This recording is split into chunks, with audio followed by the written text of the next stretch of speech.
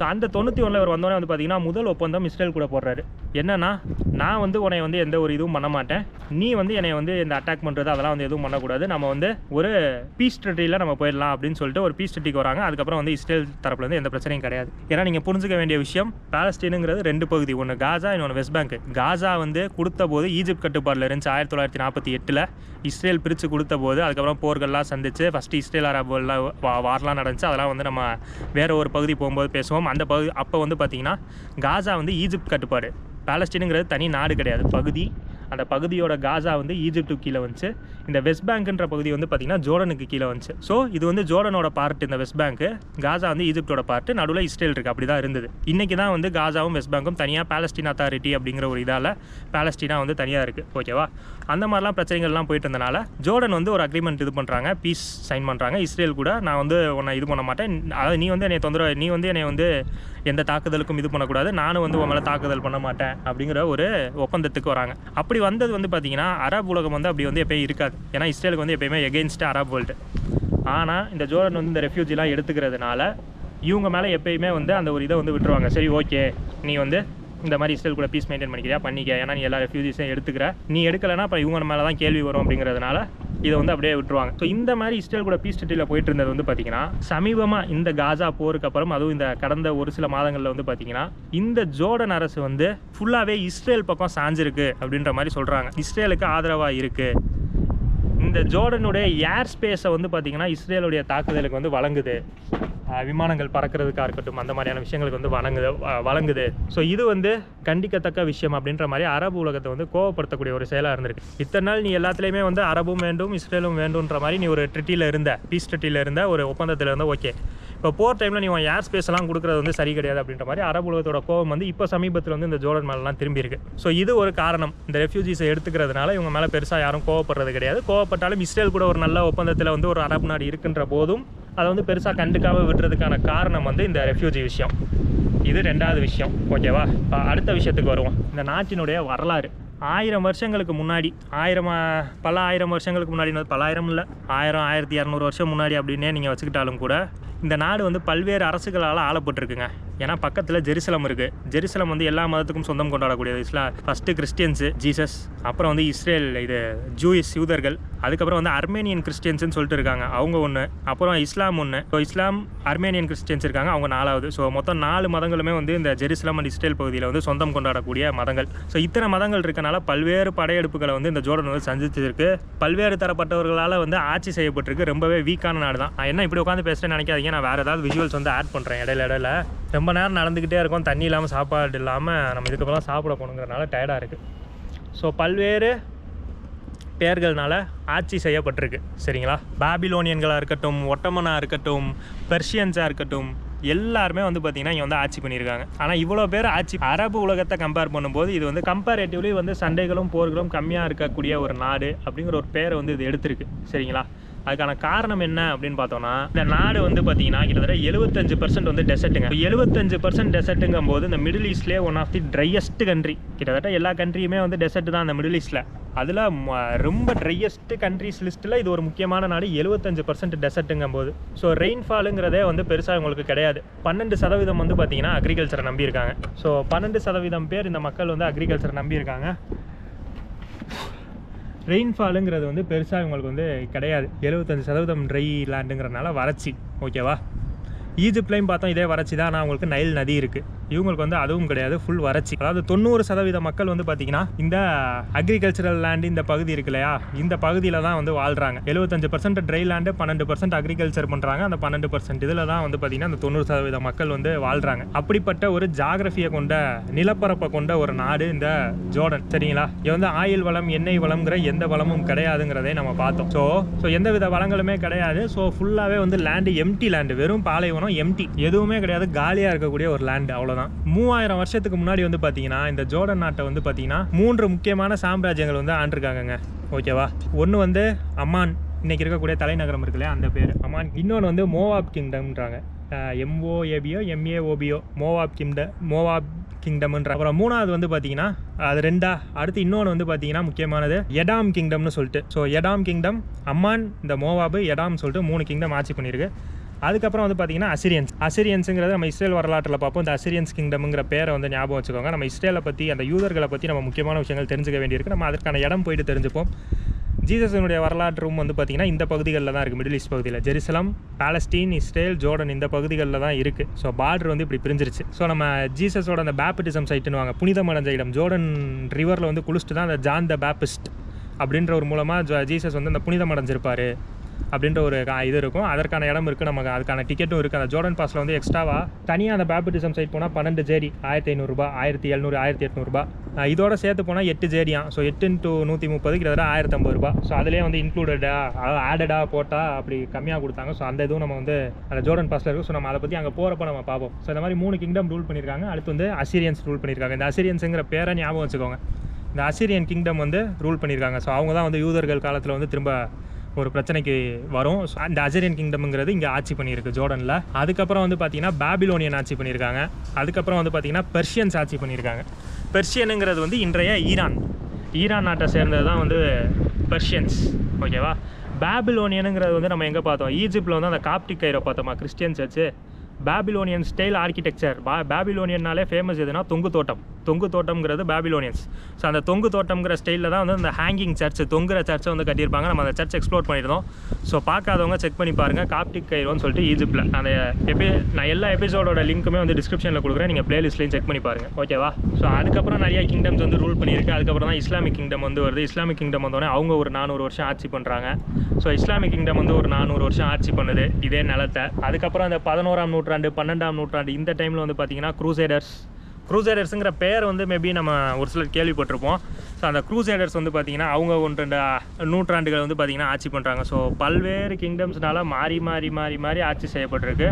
எல்லாருக்குமே வந்து இந்த ஜெருசலம்ங்கிறது வந்து பார்த்திங்கன்னா அந்த புனித ஸ்தலம்ன்ற ஒரு கான்செப்ட்லேயே அவங்களுக்கு வந்து வந்திருக்கு. அதனால் எல்லாருமே இந்த பக்கம் படையெடுப்புங்கிறது இருந்திருக்கு. அதுக்கப்புறம் தான் வந்து பார்த்திங்கன்னா நம்ம இந்த ஒட்டமன் எம்பையரை பற்றி சொன்னோம் இல்லையா, 16ஆம் நூற்றாண்டுலேருந்து 20ஆம் நூற்றாண்டு அந்த முதல் வேர்ல்டு வார் வரைக்கும் வந்து பார்த்திங்கன்னா ஒட்டமன் சாம்ராஜ்யம் வந்து ரூல் பண்ணியிருக்காங்க. டயர்டாக இருக்குங்க. ஸோ ஒட்டமன் சாம்ராஜ்யம் வந்து ரூல் பண்ணியிருக்காங்க. ஒட்டமன் சாம்ராஜ்யம் எடுத்து இந்த அரபு ரிவோல்ட் நடந்து இவங்களுக்கான சுதந்திரம் வந்து கிடச்சிருக்கு. இந்த சுதந்திரம் கிடச்சி, அதாவது இந்த அரபு நாடுகள் வாழ்ந்ததுக்கு அப்புறமே வந்து பார்த்திங்கனாலும் இந்த இஸ்ரேல் அரபு வாருங்கிற இந்த அரேபியர்கள் வந்து இஸ்ரேலை வந்து ஒத்துக்கலை. ஸோ அரேபியர்கள் வந்து இஸ்ரேலை எதிர்த்து சண்டை மேல் சண்டை வந்து போட்டுக்கிட்டே இருந்திருக்காங்க. ஒவ்வொரு தடையும் இஸ்ரேல் தான் வந்து டாமினேட் பண்ணியிருக்கு, ஜெயிச்சிருக்கு. இஸ்ரேல் தான் வந்து போரை ஜெயிச்சிருக்கு. அப்புறம் ஃபேமஸான 6 டே வாருங்கிற ஒரு விஷயத்தை பற்றி நம்ம அந்த சூயஸ் கனால் எபிசோடில் பார்த்தோம். அந்த சூயஸ் கனால் 8 வருஷத்துக்கு நிறுத்தி வைக்கப்பட்டது அந்த பாதை அப்படின்னு சொல்லிட்டு. ஸோ அந்த போர்கள்லாம் நடந்து தான் வந்து பார்த்திங்கன்னா 1991 இந்த புது கிங் வந்து வராரு. 1970 73 வந்து பார்த்திங்கன்னா இஸ்ரேல் ஜோர்டன் வார் இருக்குது. அதில் ஜோர்டன் தோற்றுறது. இஸ்ரேலை எதிர்த்து யாருமே ஜெயிக்க முடியாதுன்ற அளவுக்கு இஸ்ரேல் வந்து பலமான நாடு, புத்திசாலி நாடு, மிலிட்ரி வலிமை கொண்ட நாடு. எல்லா விதத்துலையுமே வந்து அது வந்து ஜெயிக்கக்கூடிய ஒரு நாடு வந்து இஸ்ரேலை எதிர்த்து அவ்வளோ ஈஸியாக ஜெயிக்க முடியாது. டிப்ளமேட்டிக் டைஸாக இருக்கட்டும், புத்திசாலித்தனமாக இருக்கட்டும், அவங்களோட இன்டெலிஜென்ஸ் டிபார்ட்மெண்ட்டாக இருக்கட்டும். இந்த மொசாடுன்ற ஒரு விஷயத்தை பற்றி கேள்விப்பட்டிருப்போம். மொசாடை தாண்டி அதுக்கு கீழே ஒரு 3 சப்டிவிஷன்ஸ்லாம் இருக்குது. 3 முக்கியமான இது இருக்குது. 3ங்கிறது சும்மா வெளியே தெரிஞ்சது. நிறையா முக்கியமான குழுக்கள் இருக்குது அந்த மொசாடுக்கு கீழே. ஸோ அந்த மொசாடுங்கிறது இருக்கிறதுலே முக்கியமான விஷயங்களில் ஹேண்டில் பண்ணக்கூடியவங்க. சின்ன வேலையெல்லாம் வந்து, அதாவது சின்ன வேலைங்கிறது அவங்களுக்கு. ஸோ அதெல்லாம் ஹேண்டில் பண்ணுறதுக்கு மற்ற டிபார்ட்மெண்ட் வந்து இன்டெலிஜென்ஸில் இஸ்ரேலை அடிச்சுக்க முடியாது. ஸோ இந்த மாதிரி எக்கச்சக்கமான விஷயங்களில் இஸ்ரேலை எடுத்து போகிற பண்ணி ஜெயிக்கிறதுங்கிறது வந்து கஷ்டமான ஒரு விஷயம். ஸோ அப்படி ஜோர்டன் கூட 70 73 போர் நடந்திருக்கு. அதுலேயும் வந்து பார்த்திங்கன்னா இஸ்ரேல் தான் ஜெயிச்சிருக்கு. ஸோ இப்படி போயிட்டு இருந்த போது தான், அப்படி போர் மேலே போயிட்டு இருந்தால் நாடு வந்து எதுவுமே பண்ண முடியாது அப்படின்னு சொல்லிட்டு 1999 அவங்களுடைய கிங் அவர் வந்து இந்த எக்கனாமிக் ஸ்டெபிலிட்டி கொண்டு வரணுங்கிறதுக்காக இஸ்ரேல் கூட வந்து ஒரு பீஸ் ஒப்பந்தம் போடுறாரு. அதான் வந்து ஹுசைன் பின் டலால். அந்த ஹுசைன் பின் டலாலுங்கிறவர் தான் வந்து பார்த்திங்கன்னா எல்லாத்துலேயுமே வந்து அந்த ஹுசைன் பின்னுங்கிற பேர் வந்து இருக்கும். அவங்களுடைய நோட்டில் இருக்கக்கூடிய அரசரும் அந்த ஹுசைன் பின் டலால் நினைக்கிறேன், எனக்கு தெரியல, தெரிஞ்சவங்க சொல்லுங்கள். ஸோ அந்த ஹுசைன் பின் டலாலுங்கிறவர் வந்து ஒரு பீஸ் இது வந்து சைன் பண்ணுறாரு. ஸோ அப்படி சைன் பண்ணதுக்கப்புறம் வந்து பார்த்திங்கன்னா இவங்க வந்து இந்த ரெஃப்யூஜிஸ்லாம் எடுத்துக்கிறனால இந்த அரபு வேர்ல்டு வந்து அவங்களை எதிர்க்கவும் இல்லை. ஸோ இது ஒரு பக்கம் போயிட்டுருக்கு. ஸோ அதுக்கப்புறம் இப்போ இந்த சமீபத்து இந்த பிரச்சனைன்ற போது தான் வந்து பார்த்திங்கன்னா நீ இஸ்ரேலுக்கு ஏர் ஸ்பேஸ்லாம் கொடுக்குறது வந்து சரி கிடையாது அப்படின்ற மாதிரி அரபு நாடுகள் வந்து எதிர்க்க ஆரம்பிக்கிறாங்க. அதாவது மற்றதெல்லாம் ஓகே, ஆனால் நீ ஏர் ஸ்பேஸை மற்றதெல்லாம் வந்து நீ இஸ்ரேல் கூட இது பண்ணுற, நீ ரெஃப்யூஜிஸ் இது பண்ணுற, அதெல்லாம் வந்து ஒத்துக்கிறோம். ஆனால் வந்து நீ இந்த ஏர் ஸ்பேஸ் எல்லாம் கொடுக்கக்கூடாது அப்படின்ற ஒரு இடத்துக்குள்ளே வந்து இந்த ஜோர்டன் நாட்டை வந்து மற்ற அரபு நாடுகள் தள்ளுறாங்க. இருக்கிறதுலே ரொம்ப ட்ரையான இடமா இருந்தாலும், சுத்தமாகவே வந்து பார்த்திங்கன்னா வறண்ட நிலமாக இருந்தாலும் குடிக்கிறதுக்கு இவங்களுக்கு சுத்தமான தண்ணி வந்து 99% மக்களுக்கு வந்து குடிக்கிறதுக்கு சுத்தமான தண்ணி கிடைக்குதான் இன்றைக்கி நிலைமைக்கு. ஸோ எக்கனாமிக்கலி மட்டமாக இருந்த நாடை இந்த அளவுக்கு வந்து அவர் எடுத்துகிட்டு வந்திருக்க, அந்த அரசன் வந்து எடுத்துகிட்டு வந்திருக்கனால இவங்க வந்து அந்த அரசனை ரொம்பவே வந்து மதிக்கிறாங்க. ஸோ இந்த நாடு வந்து இன்றைக்கி ஓரளவுக்கு போர்களெல்லாம் தவிர்க்கணும்னு பார்த்தாலும் இந்த இஸ்ரேல் விஷயத்தில் வந்து அரபு நாடுகள் வந்து இந்த நாடு மேலே ஜோர்டன் மேலே கொஞ்சம் கோபமாக இருக்காங்களாம். நீ வந்து இஸ்ரேலுக்கு இந்த இடத்தெல்லாம் கொடுக்க, அதாவது ஏர் ஸ்பேஸ்லாம் நீ கொடுக்கக்கூடாது அப்படின்னு சொல்லிட்டு. ஸோ எங்கெங்கேயோ பல பேரால் ஆட்சி செய்யப்பட்டு அதுக்கப்புறம் 48 அந்த இஸ்ரேல் அந்த வேர்ல்டு வார் அந்த இதிலலாம் வந்து பிரிக்கப்பட்டு அதுக்கப்புறம் வந்து சுதந்திரம் கிடச்சி அதுக்கப்புறம் இஸ்ரேல் கூட பல்வேறு தரப்பட்ட போர்களில் ஈடுபட்டு அதுக்கப்புறம் 1999 அந்த இஸ்ரேல் கூட ஒரு பீஸ் ட்ரீட்டி சைன் பண்ணி ரெஃப்யூஜிஸ் எல்லாம் அந்த போர்களால் பாதிக்கப்படுறதுனால அந்த ரெஃப்யூஜிஸ் எல்லாம் எடுத்துக்கிட்டு அதுக்கு ஒரு அரபு உலகத்தில் ஒரு நல்ல பேர் வந்து இந்த நாட்டுக்கு கிடச்சி குடிக்கிறதுக்கு ட்ரையான இடமா இருந்தாலும் குடிக்கிறதுக்கு சுத்தமான தண்ணீர் கிடைக்கிற அளவுக்கு கொண்டு வந்து இன்றைக்கி ஓரளவுக்கு இந்த டூரிசமை நம்பி ஓட்டிகிட்டு இருக்காங்க. இவங்களுக்கு வந்து ஃபியூயல் வந்து இங்கே கிடையாது, ஆயில் வந்து உங்கள் பக்கத்து நாடுகளில் தான் இம்போர்ட் பண்ணுறாங்க. உணவுப் பொருட்களுமே வந்து பக்கத்து நாடுகளில் தான் இம்போர்ட் பண்ணுறாங்க, ஏன்னா உங்களுக்கு உணவுப் பொருட்களும் பெருசாக கிடையாது. ஸோ அப்படின்ற போது இவ்வளோ விஷயங்களை கடந்து இன்றைக்கி வந்து இந்த ஜோர்டன் நாடு ஓரளவுக்கு இந்த அரபு நாட்டை பொறுத்த வரைக்கும் கொஞ்சம் அரபு நாடை கம்பேர் பண்ணும்போது கொஞ்சம் கம்மி சண்டைகள் கொண்ட நாடாக போயிட்டுருக்குங்க இந்த ஜோர்டன். ஸோ இந்த டூரிசம் வந்து அவங்க ஸ்டார்ட் பண்ணதுக்கான காரணமே வந்து பார்த்தீங்கன்னா இவங்களோட ஹிஸ்ட்ரின்னு தான் சொல்கிறாங்க. ஸோ இந்த மாதிரியான விஷயங்களை வச்சு இவங்க வந்து டூரிசம் இந்த ஜீசஸோட சைட்டு, யூதர்களோட சைட்டு, டெட் சி, இந்த மாதிரி டூரிசமை நம்பி இந்த வரலாற்றை நம்பி இவங்க வந்து டூரிசம் பண்ணுறது மட்டும்தான் வந்து இவங்களுடைய மெயினான விஷயமாகவே இருக்குது. சமீப காலமாக இந்த ஜோர்டனோட ரெஃப்யூஜி கேம்ப் சொன்னேன்ல, அதாவது அது மட்டுமே வந்து பார்த்திங்கன்னா 30 லட்சம் பாலஸ்தீன், 11 லட்சம் சிரியன்ஸ், அதுக்கப்புறம் வந்து ஆயிரக்கணக்கான ஈராக் மக்கள். ஸோ கிட்டத்தட்ட இந்த பாலஸ்தீன், சிரியா, ஈராக் இங்கே இருக்கக்கூடிய இவ்வளோ ரெஃப்யூஜிஸ்க்கு வந்து இந்த நாடு அடைக்கலம் கொடுத்துருக்கு. ஸோ அப்படின்றனாலேயே அரபு நாடுகள் வந்து இந்த நாடை பெருசாக நினைக்கிறாங்க. அதே மாதிரி இங்கே வந்து இந்த சிவில் ரையாட்டுங்கிறது வந்து பார்த்திங்கன்னா 2011 வந்து மக்கள் வந்து கவர்மெண்ட் எடுத்து சண்டை போட்டிருக்காங்க.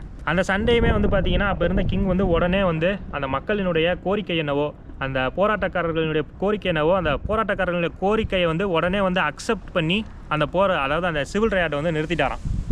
அதாவது அந்த மக்களை வந்து என்ன சொல்கிறது, ஒரு டிமாண்ட் வைக்கிறாங்க, எங்களுக்கு இது வேணும்னு, அந்த டிமாண்டை வந்து நிறைவேற்றிட்டாராம், போர் வந்து முடிஞ்சுதான். ஸோ இது வந்து இவங்களுக்கு வந்து ஒரு முக்கியமான ஈவெண்ட்டாக பார்க்கப்படுது.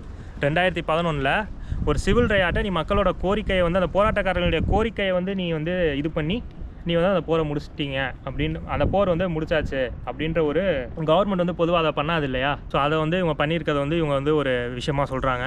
இந்த ஜோர்டன் வந்து பார்த்தீங்கன்னா ஹமாஸை வந்து முழு தீவிரவாதியாக தாங்க பார்க்குறாங்க. அதில் வந்து எந்த குழப்பமே இல்லை. ஹமாஸ் வந்து தீவிரவாதி, ஈரானோட கட்டுப்பாட்டில் இருக்க தீவிரவாதி. ஸோ நாங்கள் வந்து இஸ்ரேல் கூட எந்த சண்டையும் போட மாட்டோம். காசா பகுதி ஹமாஸுங்கிற தீவிரவாதி கையால் இருக்குது, அதை வந்து தீவிரவாதி கையில் இருக்கக்கூடிய நாங்கள் விஷயத்தை வந்து நாங்கள் இது பண்ண மாட்டோம் அப்படின்ற ஒரு ஸ்டாண்ட் வந்து ஜோர்டன் எடுத்திருக்காங்க.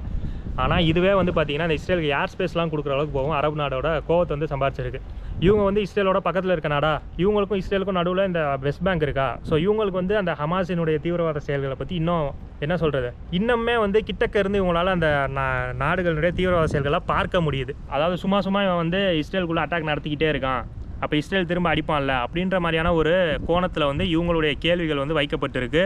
அதுவும் சமீப கால ஒரு வருஷமாக பார்த்தீங்கன்னா அந்த இஸ்ரேல் திரும்ப அடிக்கிறதுக்கு வந்து பார்த்திங்கன்னா அந்த ஜோர்டன் வந்து ஆதரவு தான் தெரிவிச்சிருக்கு. ஸோ இவங்க வந்து பாலஸ்தீன் மக்கள் பாதிக்கப்படுறது வந்து பாதிக்கப்படக்கூடாதுங்கிறது ஒரு பக்கம் இருந்தாலும், ஆனால் அங்கே இருக்கக்கூடியது வந்து ஒரு தீவிரவாதி ஹமாஸ் அப்படின்ற ஒரு இயக்கம் வந்து மக்களாக கலந்து வாழ்ந்துகிட்டு இருக்காங்க. ஹமாஸ் வந்து பல ஆயிரக்கணக்கான ஆட்களை கொண்ட படைங்க, சும்மா ஒரு 1000-2000லாம் கிடையாது, பல ஆயிரக்கணக்குங்கிறப்போ அவங்க வந்து மக்களாக கலந்து வாழ்ந்துட்டு இருக்காங்க.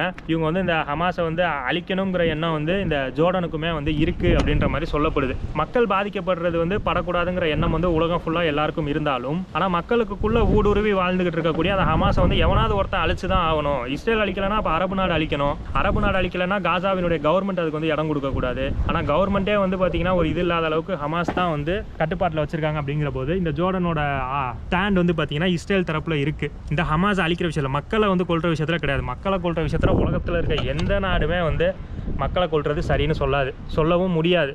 ஸோ மக்களை கொல்ற விஷயத்துக்கு எல்லா நாடும் எகெயின்ஸ்ட். அதே மாதிரி இந்த ஹமாஸை கொல்ற விஷயத்துக்கு இந்த நாடு ஆதரவு. நீ ஹமாஸை கொல்றியா கொல்லு, நீ ஹமாஸை வந்து மொத்தமாக என்ன சொல்கிறது, வெப்பன்ஸ் எல்லாம் டிசாம் பண்ண சொல்கிறது இருக்கும்ல, சரண்டர் பண்ண சொல்கிறது. ஹமாஸை சரண்டர் ஆகிற வைக்கிது இஸ்ரேல் அப்படின்னா இவங்க வந்து அந்த இஸ்ரேலுக்கு ஆதரவு. அதே மாதிரி அங்கே இருக்கக்கூடிய பகுதி மக்கள் பாதிக்கப்படக்கூடாது அப்படிங்கிற ஒரு எண்ணமும் வந்து உலகத்தில் இருக்க எல்லா நாடுகள் மாதிரியும் எல்லாருக்கும் இருக்குது. ஸோ அவ்வளோதாங்க இந்த இஸ்ரேல் ஜோர்டன், அதாவது இந்த ஜோர்டனை பற்றின ஒரு விஷயம். ஸோ இதனாலே வந்து பார்த்தீங்கன்னா இப்போ இந்த ஜோர்டன் நாட்டில் வந்து இவங்க இருக்காங்கல்ல பாலஸ்தீன் மக்கள்.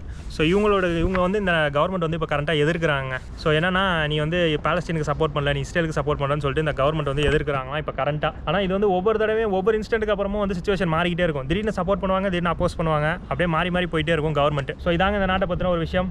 ஸோ இந்த நாட்டை பற்றி நம்ம பேசிக்காக தெரிஞ்சுக்க வேண்டியது தெரிஞ்சாச்சு. அரப் ரிவோல்ட்டை பற்றி தெரிஞ்சுக்கிட்டாச்சு. இந்த நாடை வந்து யாரெல்லாம் ஆட்சி பண்ணியிருக்கா இந்த மாதிரியான விஷயத்தை பற்றி தெரிஞ்சுக்கிட்டாச்சு.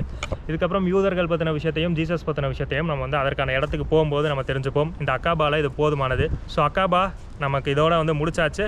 நம்ம வந்து நைட்டு வந்து என்ன இருக்குன்னு பார்க்குறக்கு ஏதாவது இருந்ததுன்னா நான் வந்து வீடியோ பண்ணுறேன், இல்லைனா அதை அப்படியே முடிச்சுப்போம். நம்ம வந்து அடுத்து வேறு ஒரு ஊரில் வந்து நம்ம சந்திப்போம். ஸோ இந்த அகாபாவினுடைய இதை வந்து இப்படியே இங்கேயே நம்ம முடிச்சுப்போங்க, இந்த ஃபோர்ட்லேயே வந்து நம்ம முடிச்சுப்போம். ஸோ பிடிச்சிருக்கும்னு நினைக்கிறேன், இருங்க. ஸோ பிடிச்சிருக்கும்னு நினைக்கிறேன். பிடிச்சிருந்தா லைக் பண்ணிவிட்டு பாருங்கள், சப்ஸ்கிரைப் பண்ணிவிட்டு பாருங்கள். நிறைய வித்தியாசமான விஷயங்கள் நம்ம அடுத்தடுத்து எக்ஸ்ப்ளோர் பண்ணுவோம், வெவ்வேறு நாடுகளுக்கும் பயணம் பண்ணுவோம். ஸோ சப்ஸ்கிரைப் பண்ணிவிட்டு பாருங்கள். நீங்கள் என்ன நினைக்கிறீங்கிறத கமெண்ட் செக்ஷனில் சொல்லுங்கள். நிறைய கேள்விகள் இருக்கும் ஒவ்வொரு வீடியோலையுமே. ஸோ நீங்கள் என்ன நினைக்கிறீங்கிறத கமெண்ட் செக்ஷனில் சொல்லுங்கள். நான் உங்களை அடுத்த வீடியோவில் சந்திக்கிறேன். Miles to go. பாய்.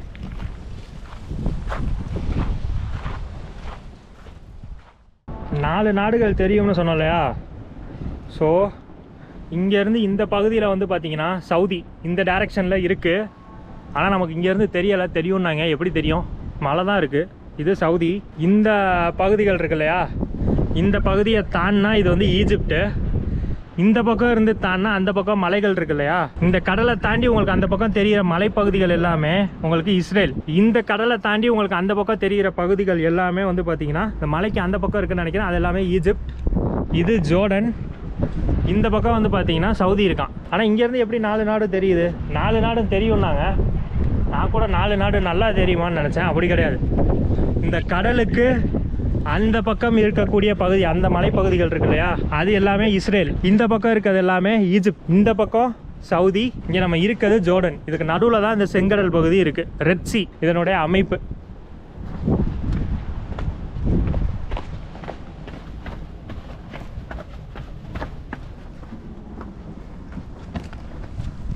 நான் கூட 4 நாடும் நல்லா தெரியும்னோன்னே நான் கூட இந்த மாதிரி வித்தியாசமாக எதிர்பார்த்தேன். இல்லை, அப்படி இல்லை. Jordan, Israel, Egypt, Saudi.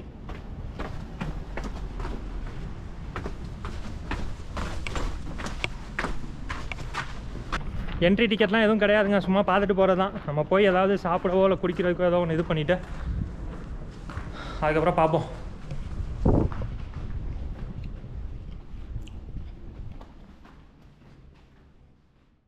வந்து செக்கிங் இருந்துச்சுங்க. எல்லா மென்னுக்கும் வந்து பார்த்தீங்கன்னா செக்கிங், விமனுக்கு கிடையாது, மென்னுக்கு மட்டும் செக்கிங். ரொம்ப சென்சிட்டிவான ஏரியாவாங்க. ஸோ இந்த இடத்துல 2வது செக் பாயிண்ட்டுங்க. 2வது செக் பாயிண்ட்டையும் தாண்டியாச்சு. இங்கே மறுபடியும் ஒரு செக் பாயிண்ட் இருக்குது. இங்கே பக்கத்தில் எந்த நாடு இருக்குன்னு தெரில. நம்ம 50 கிலோமீட்டர் கூட வரல, ஆனால் 2வது செக் பாயிண்ட்டு. கேமல் சாண்ட்விச்சா? Is it real camel? கேமல் சஜியா, camel kebab camel. I'm sure it's Escardo. Islamabad. No, up, yes, Islamabad, up on the right. Escardo, I think. I haven't heard of it. இதை பாருங்கள், அதை நான் நோட்டீஸே பண்ணல. அது வந்து just a minute. You found it? Yeah. That is not Pakistan. It's இந்த ஸ்கார்டு இருக்குல்ல, இந்த ஸ்கார்டுங்கிற பகுதி வந்து பார்த்தீங்கன்னா மேப்பில் வந்து பாகிஸ்தானுக்கு போகுதுங்க. அப்போ அதுக்கு இந்தியன் பாஸ்போர்ட் கிடையாதா? பாகிஸ்தான் ஆக்குபைடு காஷ்மீருக்கு அப்போ பாகிஸ்தான் பாஸ்போர்ட்டா? பாகிஸ்தான் ஆக்குபைடு காஷ்மீரை சொல்கிறாரு. அது வந்து ஸ்கார்டுன்ட்டு, அதுக்கு வந்து பாகிஸ்தான் விசா போல்.